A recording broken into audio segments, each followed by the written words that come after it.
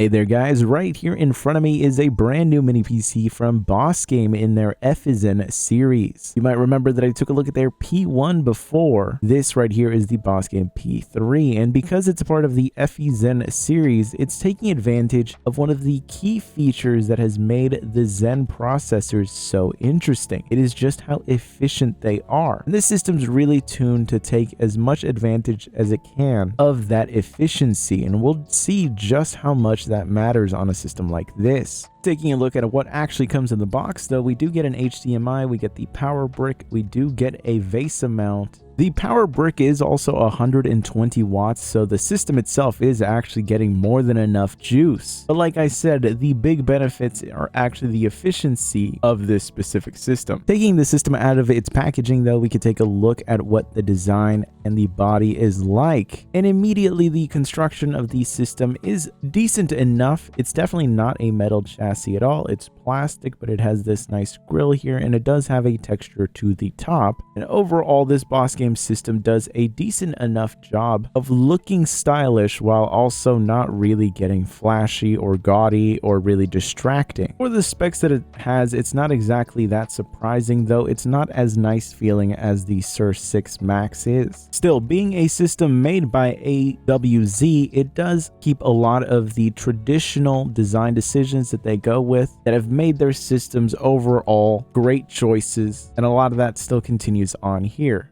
Of course, this specific configuration does come with the Ryzen 9 6900HX. That's 32 gigabytes of 4800 megahertz RAM. While the BIOS does give you the option to mess around with the RAM speeds, I have not been able to actually have it boot with anything higher than the stock 4800 megahertz though. So RAM overclocking seems to be out of the question, even though technically the CPU should be able to support it. Of course, this also does come with a 1TB NVMe Gen 4 SSD.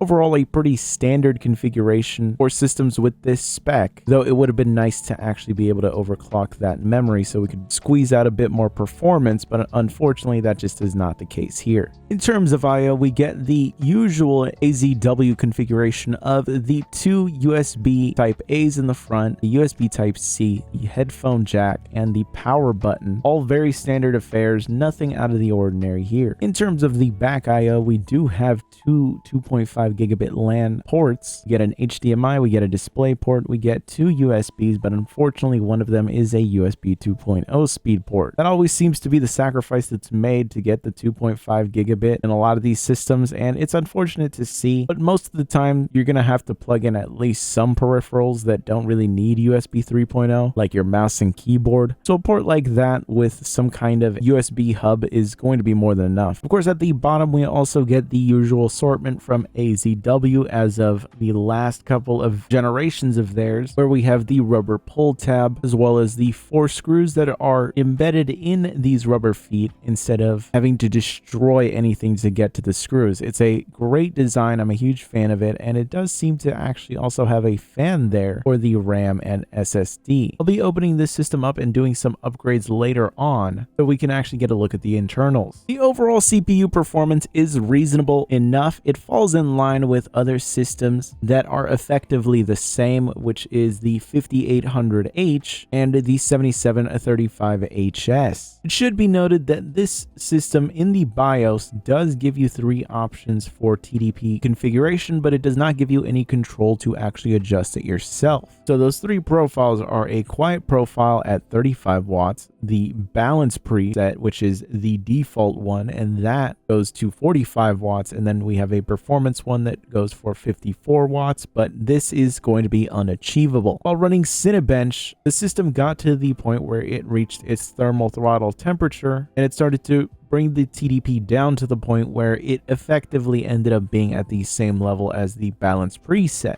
Thankfully, at least the balance preset is able to run perfectly fine on here without needing to thermal throttle, though temperature-wise, it does get pretty close to it. So depending on your ambient environment, it actually might end up pushing it to that level. part of the reason that it runs so hot is really because they tuned the fan in here to be as quiet as possible. It really does not get aggressive at all. It's audible throughout most of the time of it being on, and especially when it's running, but it's not going to be as loud as other systems that really start to screech once they're being pushed. This doesn't seem to do that. But as a consequence of all of this, that performance preset is no longer usable, and that balance preset is really as high end as it's going to get. But remember how I told you it fell in line perfectly with all of its competition? Well, that was at the 45 watt TDP, you know, the default. I just decided to run this also with the quiet preset, and I was blown away that even with a 10 watt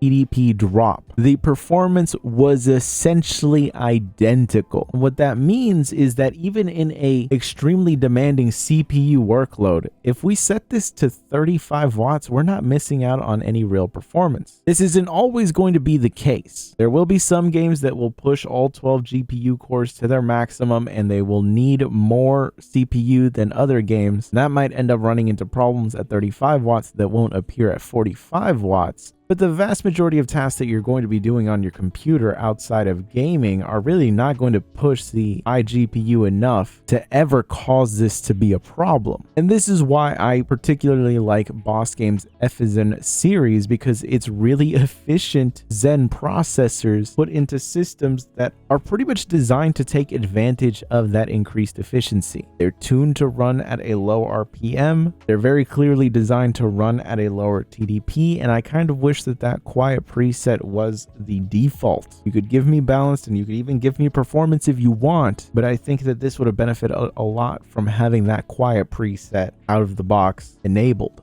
Now, I am going to be making a dedicated video for gaming on this system, but I will throw in a few games that I've taken a look at here. And of course, we're starting off with the one we always start off with lately, and that is Helldivers 2. Since it's the game that I play pretty much the most frequently, I'm just so familiar with how it's supposed to play that I can quickly realize when a game is just not running the way it's supposed to. And thankfully here, we're getting a really great result. This is of course with the lowest in-game graphics settings, and FSR is set to balanced instead of performance, and that makes a pretty noticeable difference in the visual quality, and our 1% lows and averages don't suffer too greatly from this decision. But I think the system really benefits when you play games like this instead. Rainbow Six Siege running at the ultra graphics settings with FSR set to the ultra quality setting gives us a great result. What you should do is drop the graphics down to high and get as great of an FPS as you can, because at that point you're going to be at an above 100 FPS average pretty much all the time, and your 1% lows are also going to look great. Ultra is really overkill in this title, but what this shows is that a lot of these esports titles will run really well on here even at high settings. And this does mean that you get a nice assortment of different AAA titles that you can play, as you can see here with Tiny Tina's Wonderland. And one of the main benefits of these RDNA 2 and RDNA 3 based systems is the fact that it's not just about being able to play a game at their lowest graphics settings and FSR at an aggressive setting. You're actually able to play AAA titles, depending on which ones of course, at medium graphics settings, and you could use FSR at the higher presets. And once you start to get to medium and high graphics settings, you already get 99% of all of the visual benefits. Anything past that is usually just a few settings that are extremely demanding, and most of the time they're just not worth it. You can get great results both visually and performance wise with the medium graphics settings.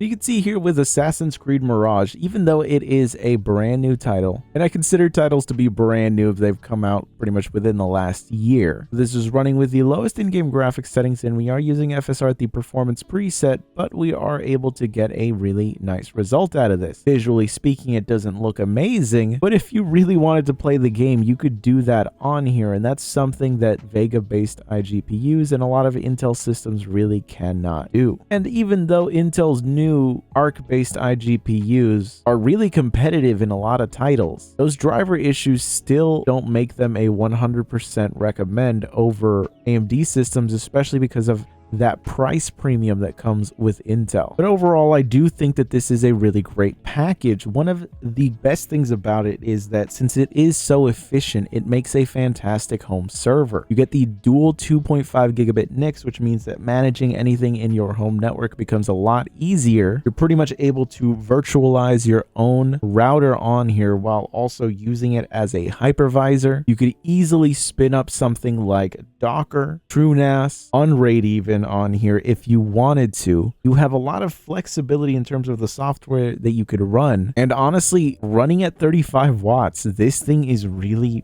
impressive. I legitimately think that the 35 watt TDP setting should be the default because it makes this such a compelling box to get set up, and you'll have a powerful system up and running that is not going to be using up that much power. And if you're trying to maximize efficiency, this is kind of the way to go, because Zen 4 systems, while they are great performers, they can eat a lot of power. You can scale those up. A 7940 HS will give you better results at 60 watts than it would at 45 watts because the CPU is able to clock so much higher that it can actually benefit from that extra headroom. Zen 3 Plus being a more efficient version of Zen 3 effectively means that at 45 watts, these 8 cores are fed enough, especially at the clock speeds that they are set to run. See, these APUs, they won't clock themselves up as high as they possibly can. They do have a maximum limit that once they reach, they just cannot go past. And in this series, it is just lower than it is for most Zen 4 systems, but you also do stay at a much better efficiency curve, and you're able to get a lot of performance at a really low TDP. Now, this was giving us a result on Cinebench that was effectively identical to the 8600G, but the 8600G, being a desktop system, just uses more power in general because of the much larger motherboard, the chipset, and everything else. But also the chip itself, based off of the motherboard that I have, not changing anything in the BIOS, it defaults that chip to a TDP of 110 watts versus the TDP of the 6900HX here being set to 35 watts and giving us a better result, though effectively identical in Cinebench. Definitely a compelling package that I think if you're looking for something that is really efficient and especially something that you could use as a home server, this is a great option because it's clear that BOSGAME has tuned this system to operate as a server, and they did a great job with that.